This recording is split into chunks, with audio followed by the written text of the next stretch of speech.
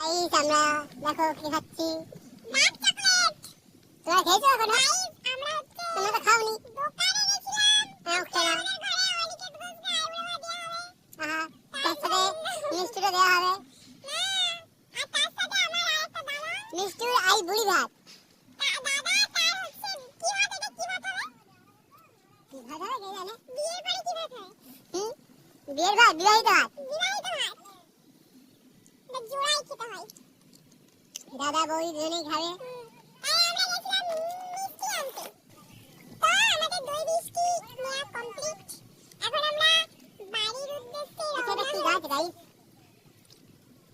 এটা গামার। আজকে আমাদের মেনুতে রয়েছে স্যালাড, সস, আলু ভাজা, না চন্দ্রমুখী আলু ভাজা।